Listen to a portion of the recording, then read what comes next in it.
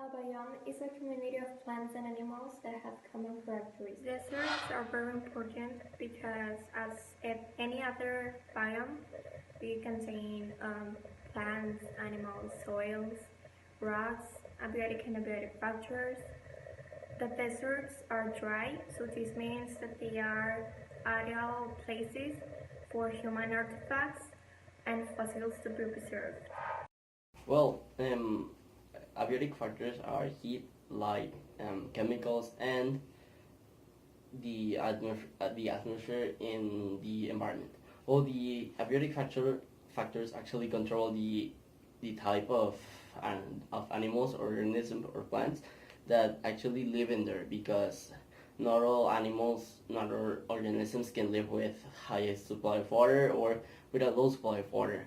Not organisms can live with highly exposed to the light, or being exposed to a certain element that is dangerous for their systems to keep going. So this is why the abiotic factors actually control the the organisms that they live in. Generally, a desert is defined as an area that receives less than 10 inches or 25 centimeters of precipitation per year. Although all of us think that deserts don't get too much rain, they can receive precipitation either as snow or rain. The ones that receive snow are known as cold deserts, and the ones that receive rain are known as hot deserts. Temperature in day and night, the difference is quite drastic.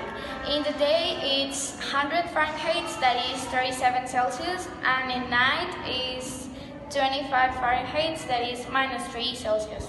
Yeah. In the desert, you can find many plants, such as cacti, that store water in their tissues. And in here, they also employ different forms of photosynthesis.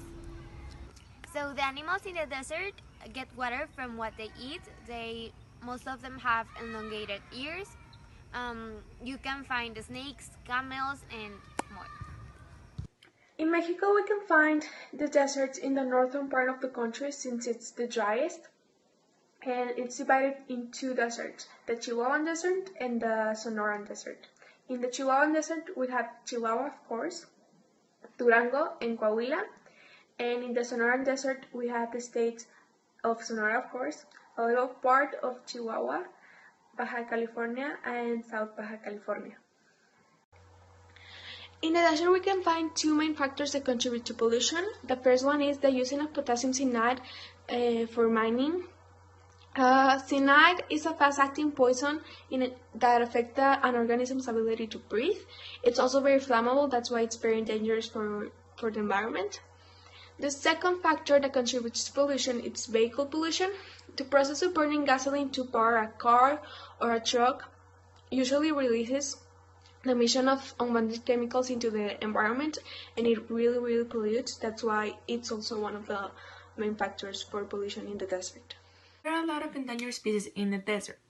For example, there are the antelopes, the gazelles, the pronghorns, the fennec fox. But if we want to talk specifically, in the Sahara Desert, there are also endangered species. For example, the Sahara cheetah or the Sahara fenneus. Why do these species get endangered? There are a lot of causes, and most of those causes is because of us, the society or the human society. But why? One cause is the habitat destruction. The people destroy their homes, the forest, also in the desert. So their homes are being destroyed, so when they have to move and they die if they are alone. Also pollution. Why pollution? Because animals, when we pollute, they eat the trash we made, and that is dangerous to their system, so that's why they die. Also the illegal hunting. When you hunt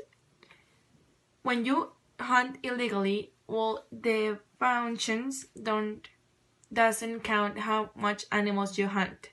So that's why they don't keep a number exactly, and they don't know when an animal is being extinct or not.